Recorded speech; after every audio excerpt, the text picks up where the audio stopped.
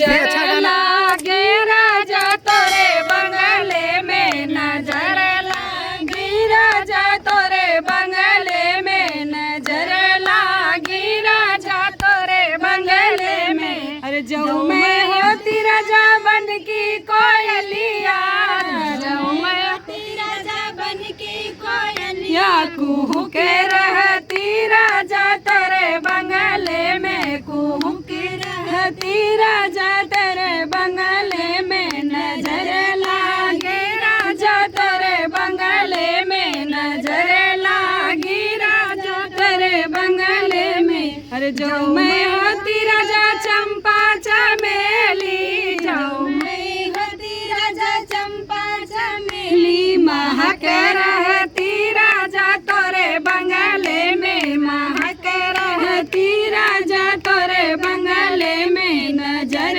लागी राजा तोरे बंगले में नजर लागी राजा तोरे बंगले में। अरे जो मैं होती राजा तोहरी रानियावा, जो मैं होती राजा तोहरी रानियावा, मटक रहती राजा तोरे बंगले में, मटक चलती राजा तोरे बंगले में नजर लागी राजा तोरे बंगले में नजर लागी राजा तोरे बंगले में।